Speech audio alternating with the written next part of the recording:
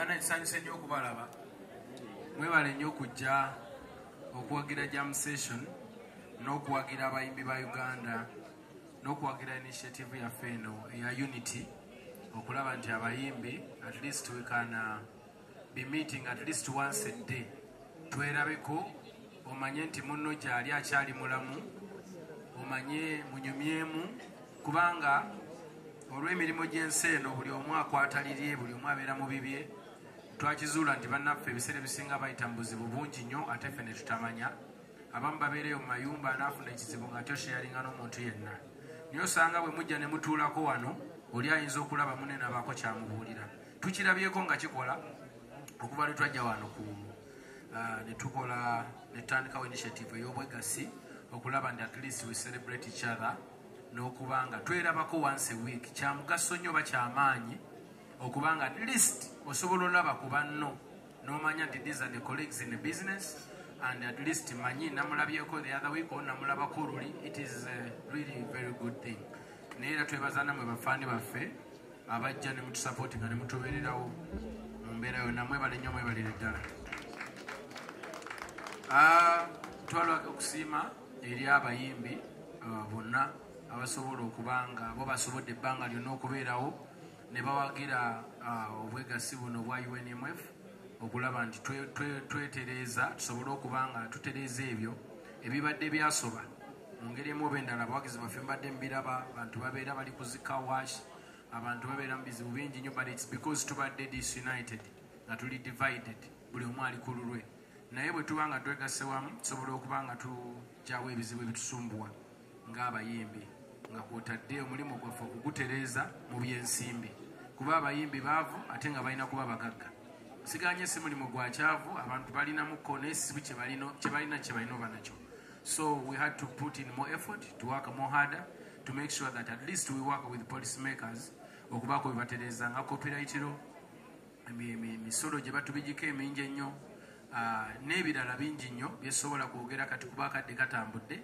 ate nga tulina okucelebratinga maama waffe kino twakitandika okusobola okuba nti tubeererawo bakadde baffe batusooka mu business because me I'm inspired by people who came before me you know because senga tebaaliwo osanga tenaffe tetwandikoze kuba ntitwanditegedde bakikola but because of these people they did it before we can do it and at least tulabina betulabirako so babeera bakyali balamu tuba tulina bacelebratinga nga tebannaba kuva mu bulamu bw'ensi eno ffe mu Africa oba mu Uganda wano ntera nnyo okulaba omuntu afudde gwe bawaana naye kiwulika bulungi nnyo omuntu okuba nga akyali bulamu abantu ne bamugamba nti you have done a good job and thank you so much that means a lot you know so we all know how much Africa band bwetuyambye okutujja mu buzibu obw'enjawulo through their music era twebaza nnyo omukulu Moses Matovu ne abantu bo bonna bwe batandika Africa okulaba nga they can build up to this time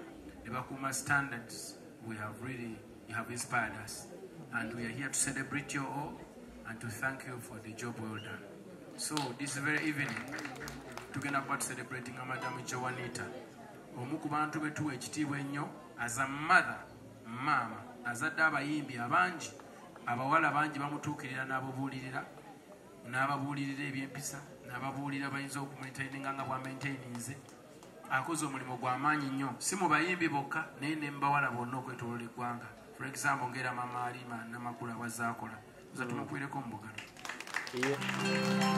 these people are very important to us and it's always good to show them love nga bakyabiraba babirabe nga tubyogera era nga tubimiininga okitegeera today nze ndaba abantu bangi nnyo nga Madam Sarah Shotile she always turn up and support ajja n'ebirabo n'abiwa abantu tumukubireko engalo thank you so much Madam Sarah you're doing a good job so ebintu bino birungi it makes you feel good it makes you feel very good okulaba abantu abaana bwabakuze ng'obalaba abazze ng'obalaba nga they appreciate you ne bagamba weebale kintu kikulu nnyo so at this very moment with my brother Anson Baliruno please come we join our hands together with our friends in the house today and we celebrate our dear mama who has been there for us our inspiration the greatest of all time Madam Joanita banange tusituke tuwanirize mama Joanita akarulu n'amaanyi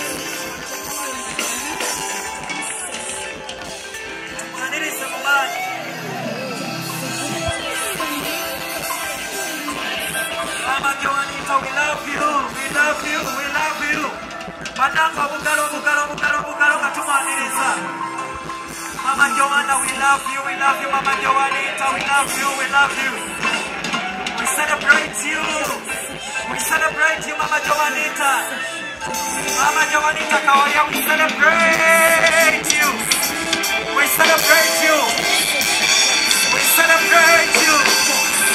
celebrate you, Mama Joanita. We celebrate you.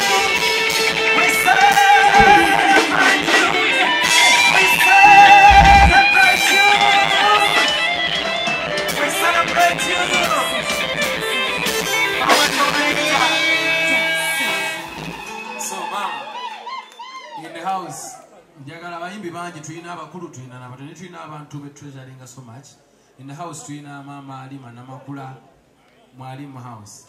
Tulina omukulu Alex Mukulu naye Mwalimu house. N'abalala bangi nnyo bwe natandika obamenya kigenda kutwala akadde kangi. Naye tukuleetedde abantu ab'enjawulo, categories egy'enjawulo, emyaka egy'enjawulo to celebrate you. Tuli online, tuli ku TikTok, tuli everywhere. Some other people are live on TV. Just celebrate you with the rest of the world. We love you so much. So, wano tulina culture, tulina ekintu kye tukola. Before we hand over microphone to you, we take at least like about 1 minute to 1 second. 1 minute. We take 1 minute of clapping for you on record in front of everyone to show how much you have appreciated Tandy K.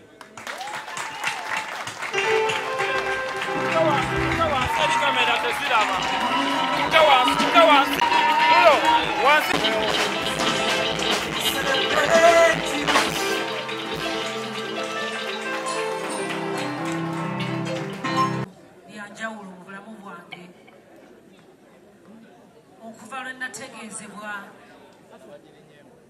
bannabitone nti baaliyagadde banjaguze nga nkyali mulamu era simanyi bwe nnyinza kwebaza Katonda. Eddie Kenzo nga president wa federation aba Uganda Performing Rights Society aba Uganda National Culture Center bakama baffe bannannyini kifo kino abantu Kawalia. Natuuka ekiseera ng'abazadde bwe bazaala abaana ne bamutuuma Joanita nga yeeyongerako erya Kawalia. Basebo ne bannyabo, njagala njogere katono ku bulamu bwange. Nazaalibwa omugenzi Eclas Kawalia Sebijwandi. Taata wange naye yali muyimbi. Naye mwannyina Rebecca Wamala n'afumbirwa Elishama Wamala gwe muyita Evergreen. Elishama Wamala n'ayimba mukulu wange ke bayita akaana ka Kawalia Kawanyana. Nze omuntu eyasooka okunzuula yali omwami gwe bayita Diplock Segawa Katumba. Era ye yagendanga mu masomero n'atunoonya ab'enjawulo. Mu famire yange kibeewuunyisa abawala ffenna tuyimba ate abalenzi tebasobola. Kyokka ate Katonda akoze ekisa nti bazzukulu be oba abaana baffe be tuzadde bayimbi. Abaabannyinaffe nabo bayimba n'abange benzadde ninako omuyimbi. Nsaba muwala wange oyo omuyimbi ayimirire mu mulabe awube emikono. Stage name ye Matiwiti. Ate ekikwewuunyisa nze natidde Katonda kubanga olwaleero era ebadde birthday. Nze nenfuna ebindeetedde essanyu mu bulamu bwange bibiri wamu. Okuyimba kwange natandika okuyimba ku myaka 5. Era walingawo ekkanisa gye bayita Gugudde bwe gye mumanyi nga full gospel. Taata wange yagiyimbamu oluyimba lwe bayita Gugudde. Bwe natandika okuyimba nasooka kuyimba ng'ekyo Gugudde omugugu ogw'ebibi. Oluyimba lwali lw'amaanyi nnyo. Kaakati nze kwe nava okuyimba nenyimba mu makanisa ag'enjawulo. Nayimbira Kasubi Church of Uganda, nayimbira Kiwunya Church of Uganda, nayimbira Ebulange ewaffe gye banzaala, nayimbira Kabowa. Ebiseera ebyo nga ngenda wa Reverend Canon Polycarp Kakooza, kubanga mukyala Reverend Canon Polycarp Kakooza tuba tumuyita muwala waffe. Kate neewuunya nze bwe nakusoma okusoma kwange nasomera mu Old Kampala Primary School, naye oluvannyuma ne ngenda Trinity College Nabbingo nga ssomero ly'Abakatuliki. Kakati nze nali omuprotestante ate ayimbira mu kwaya ey'Abakatuliki. Ate oluvannyuma Katonda bwe nakula nenfumbira omwami Omukatuliki era nenkyuka nenfuuka Omukatuliki gye mbadde okusussa emyaka 25 kasooka nga mpasa. Sivangayo paka leero. Katonda nankozesa ebintu eby'enjawulo bwe nasoma obusomesa, nenkola ebintu eby'enjawulo mu kulwanirira abakyala kye tuyita domestic violence, awabeera obutabanguko, ate ne ku bulwadde obwamukenenya okulaba nti buggwawo. Nze ndi omu ku bantu abaala bafiire lutaaya era yajjanga ewaffe awaka nga mulenzi muto. Omwami omulala gwe nsaba mbalage kubanga nsaba nnyo mukoleko documentary nga Katonda tannamuyita, ye mwami Alex Mukulu. Kamange nsaba oyimirira abantu bakulabe. Mwami Alex Mukulu oyo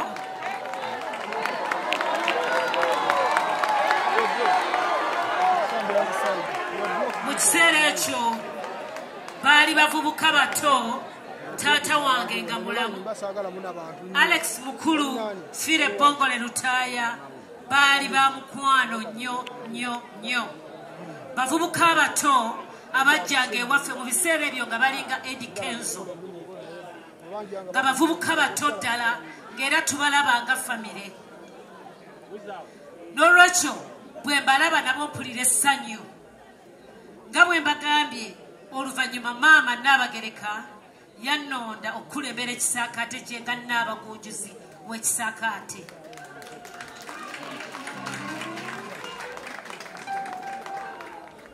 Ngenda okwogera ku kitongole kino ekya Federation. Neebaza nnyo Katonda akulembedde Pulezidenti waakyo Eddie Kenzo awamu n'akakiiko mwenna. Mwebale kuba na mutima ogujjukira abantu abakulu nga ffe, kubanga si kintu kitono n'omulundi n'ogumu. Abantu abasinga okuvuganya okubaddewo okufuna ebirabo byonna bibadde bitongole nga birimu okuvuganya okungi, naye nze nali sikirabangako nti abantu Katonda basobola okuteekateeka. Katonda n'abawa amagezi ge yawa Solomoni ne bamanya nti naffe abantu abakulu abadde mu industry tuteekeddwa okusanyukirwako nga tukyali balamu. Mwebale nnyo, mwebalire ddala. Nyongera okubasaba nate kubanga ffe we twatandikira okuyimba ng'abantu abasinga balowooza nti omuyimbi tosoma. Nze n'ensoma. Omuyimbi tofumbirwa. Nze n'enfumbirwa. Mbagambye nakamalamu emyaka egisukka 27 ngenda almost mu 3. Omuyimbi tazaala abaana ne mbabalaga. N'olwekyo omuyimbi nkusaba obeere omumuli, kubanga abantu bwe batunuulira gye muli eyo mweyisa obulungi ennyo. Nze ndi mu bitongole ebyenjawulo ebiri mu art, era nze bwe nawulira eno Federation banyenanga ne bagamba omanyi ebya Federation, ne bagamba Federation nze manyi ya Kenzo, naye ate tebamanyiyo nga memba, naye eyo mwendi, naye ng'ate tebamanyi nti mwendi, naye ne mbaga nze mwendi kubanga nga ngimanyi kyerina okukola. Waliwo ebitongole ebirala ebijja nga bw'olaba Uganda Performing Rights Society, nga bw'olaba Uganda Music Association, nga byonna bigezaako okulaba bitukuŋŋaanya. Nsaba bannabitone tuleme kulwanagana, twekolemu omulimu nga buli omu gy'ali ng'alina kyakola nga kiyamba bannabitone, ffenna kitutwala mu maaso.